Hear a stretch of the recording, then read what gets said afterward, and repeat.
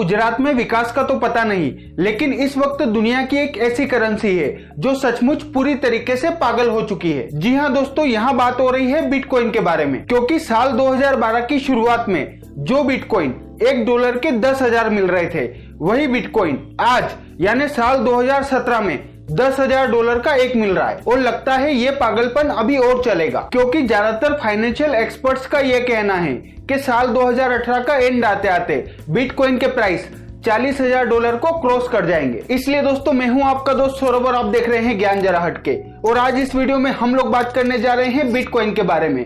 तो आइए दोस्तों शुरू करते हैं। दोस्तों, वीडियो शुरू करने से पहले आप लोगों को यह बात पता होना चाहिए कि बिटकॉइन एक डिजिटल क्रिप्टो करेंसी है जो पूरी तरीके से डिसेंट्रलाइज्ड है और सिर्फ इंटरनेट के ऊपर काम करती है। लेकिन अगर ये बात आप लोगों के सिर के ऊपर से गई तो कोई बात नहीं, क्योंकि पहली बार तो मेरे भी पल्ले नहीं पड़ी थी। तो दोस्तों अब शुरू करते हैं। दोस्तों, वैसे तो बिटकॉइन का आइडिया दुनिया के सामने आया साल 2009 में, लेकिन बिटकॉइन के बेस यानी क्रिप्टो करेंसी के आइडिया की शुरुआत होती है साल 1990 से, क्योंकि साल 1990 में डिजिकैश आईएनसी नाम की एक कंपनी ने डिजिटल करेंसी का आइडिया पहली बार दुनिया के सामने रखा। लेकिन उस वक्त डिजिटल क्रिप्टो करेंसी के आइडिया के साथ में सबसे बड़ी समस्या थी सिक्योरिटी, और डिजिटल करेंसी के साथ में सिक्योरिटी की यही कमी साल 1990 में डिजिटल करेंसी के आइडिया के फेल्यूर का कारण बनी। लेकिन साल 2008 में जब दुनिया के सामने फाइनेंशियल क्राइसिस आया, तो इंडिपेंडेंट, सिक्योर और एक पूरी तरीके से डिसेंट्रलाइज्ड करेंसी की डिमांड ने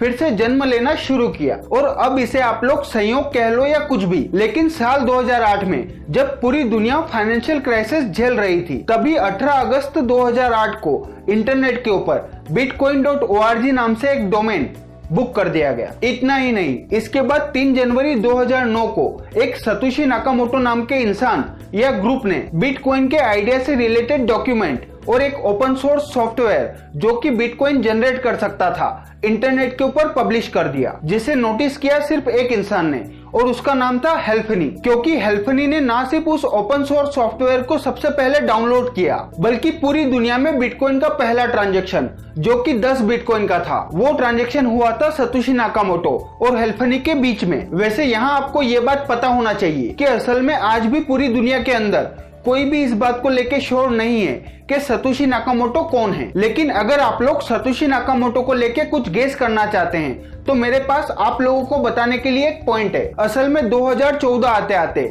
जब बिटकॉइन पॉपुलर होना शुरू हुआ, तो अमेरिकी मीडिया ने भी सतोशी नाकामोटो को ढूंढना शुरू कर दिया। और शायद आप लोगों को इस बात के ऊपर विश्वास न हो, लेकिन ये लोग अमेरिका के लॉस एंजलिस शहर से एक सतोशी नाकामोटो को ढूंढ भी लाए, जिसका पूरा नाम था डोरियन सतोशी नाकामोटो। इतना ही नहीं, अमेरिकी मीडिया के साथ हुए पहले कन्वर्सेशन के वक्त इस बंदे ने इस बात की पूरी हिंट दी कि यही असली सतोशी नाकामोटो है। लेकिन इसके बाद डोरियन सतोशी नाकामोटो अपनी इस बात से मुकर गया। अब यहाँ आप लोगों के लिए जानने वाली बात यह है कि डोरियन सतोशी नाकामोटो और वो इंसान जिसके साथ में असली सतोशी नाकामोटो ने पहला बिटकॉइन ट्रांजैक्शन किया था, यानी हेल्फनी, ये दोनों ही अमेरिका के लॉस एंजलिस शहर में एक दूसरे से सिर्फ 20 मकान दूर रहते हैं। इसीलिए अब यहाँ पे 3 पॉसिबिलिटी बनती है। पहली, या तो ये डोरियन सतोशी नाकामोटो ही असली सतोशी नाकामोटो है। दूसरी, ये हेल्फनी है जो असली सतोशी नाकामोटो है और इसने डोरियन सतोशी नाकामोटो का नाम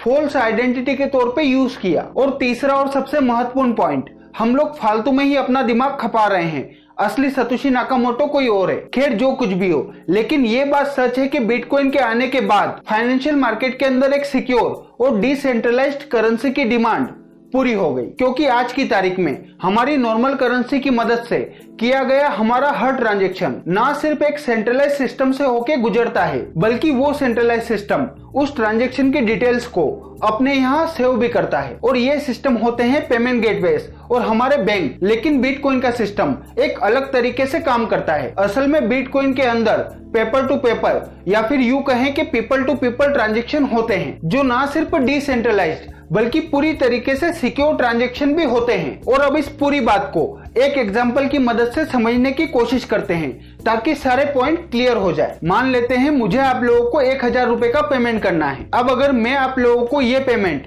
NEFT या RTGS की मदद से करता हूं, तो उसके लिए मुझे सबसे पहले अपनी बैंक के पास जाना होगा और फिर उन्हें इस ट्रांजैक्शन के लिए कुछ कमीशन पे करना होगा। तब जाके वो लोग इस पैसे को मेरे अकाउंट से आपके अकाउंट में ट्रांसफर करेंगे। इतना ही नहीं, इस पूरे ट्रांजैक्शन में आपके और मेरे अलावा 3 और पार्टी है जो इन्वॉल्व होगी। पहली आपकी बैंक, दूसरी मेरी बैंक और तीसरी वो बैंक जो इन दोनों ही बैंकों के बीच में इस ट्रांजैक्शन को कंप्लीट करेगी। इतना ही नहीं, ये तीनों ही बैंक इस ट्रांजैक्शन की डिटेल को अपने पास सेव भी रखेगी। लेकिन अगर यही ट्रांजैक्शन हम लोग बिटकॉइन की मदद से करते हैं तो ये पूरा ट्रांजैक्शन ना सिर्फ सीधे तौर पे आपके और मेरे बीच में होगा, बल्कि इस ट्रांजैक्शन को करने के लिए हम लोगों को किसी को भी किसी भी तरीके का कमीशन पे करने की कोई जरूरत नहीं। वैसे यहाँ आपको ये बात पता होना चाहिए कि बिटकॉइन के सिस्टम में ये फ्री ट्रांजैक्शन वाला पॉइंट आगे चल के खत्म हो जाएगा। असल में इस वक्त बिटकॉइन के अंदर किसी भी तरीके के ट्रांजैक्शन चार्जेस नहीं लगते, क्योंकि अभी बिटकॉइन के तमाम ट्रांजैक्शंस को इंटरनेट के ऊपर कंप्यूटर्स के एक ओपन सोर्स नेटवर्क की मदद से कंप्लीट किया जाता है, जो बिटकॉइन के तमाम ट्रांजैक्शंस को सिक्योरली प्रोसेस करने के साथ साथ ब्लॉकचेन के अंदर सेव भी करता है। और इसके बदले में बिटकॉइन का सिस्टम कुछ बिटकॉइन जनरेट करके उस कंप्यूटर ऑपरेटर को दे देता है, जो इस ट्रांजैक्शन को कंप्लीट करने में मदद करता है। लेकिन असल में बिटकॉइन की क्वांटिटी लिमिटेड है, क्योंकि सतोशी नाकामोटो ने जो सिस्टम बनाया है उसके हिसाब से बिटकॉइन का सिस्टम अपनी पूरी लाइफ टाइम में सिर्फ 21 मिलियन बिटकॉइन ही जनरेट कर सकता है। और यही सिस्टम 20 जून 2017 तक तकरीबन 78% यानी 16.4 मिलियन बिटकॉइन जनरेट कर चुका है। इसलिए पूरी दुनिया के वो तमाम लोग जो बिटकॉइन के ट्रांजैक्शन को वेरीफाई करने वाला सिस्टम चलाते हैं, उन्हें भविष्य में अपनी दुकान चलाने के लिए बिटकॉइन के ट्रांजैक्शंस के ऊपर कुछ न कुछ कमीशन तो लेना ही होगा, क्योंकि जैसे जैसे दिन बीतते चलेंगे बिटकॉइन का सिस्टम बिटकॉइन को जनरेट करने की स्पीड स्लो करता चलेगा। असल में बिटकॉइन के सिस्टम के हिसाब से आखिरी बिटकॉइन जनरेट होगा साल 2140 के आसपास। खैर जो कुछ भी हो, लेकिन बिटकॉइन के ट्रांजैक्शन को वेरीफाई करने और उसके बदले में बिटकॉइन मिलने वाले इसी प्रोसेस को माइनिंग कहते हैं। अब यहाँ आपको बिटकॉइन के बारे में 3 रोचक बातें हैं जो पता होना चाहिए। पहली, ऐसा माना जाता है कि सतोशी नाकामोटो वो इंसान जिसने बिटकॉइन को बनाया है, उसने पहले से ही अपने पास तकरीबन 1 मिलियन बिटकॉइन जनरेट करके रखे हैं। और इस हिसाब से आज की तारीख में सतोशी नाकामोटो शायद दुनिया का सबसे पैसे वाला इंसान है। दूसरी, बिटकॉइन को लेके अब तक का सबसे फेमस ट्रांजैक्शन है 10,000 बिटकॉइन का, जो हुआ था शायद 2010 में। असल में इस ट्रांजैक्शन के अंदर एक इंसान ने 10,000 बिटकॉइन देके अमेरिका के अंदर मौजूद पापा जॉन्स का एक पिज्जा खरीदा था, और आज की तारीख में वो पिज्जा अब तक का सबसे महंगा खरीदा गया पिज्जा बन चुका है। और तीसरी और सबसे महत्वपूर्ण बात, अगर आप लोग वो इंसान हैं जिसके पास पूरा मौका था और फिर भी बिटकॉइन नहीं खरीद पाए, और अब जब भी कांच के सामने खड़े होते हैं तो आपको गधा शब्द सुनाई देता है, तो भैया मायूस होने की बिल्कुल जरूरत नहीं है, क्योंकि एक गधा आपके सामने खड़ा है। तो दोस्तों, ये थी बिटकॉइन के बारे में पूरी जानकारी। इतना ही नहीं, आप इस बारे में क्या सोचते हो और आपको वीडियो कैसा लगा प्लीज मुझे नीचे कमेंट बॉक्स में बताइएगा।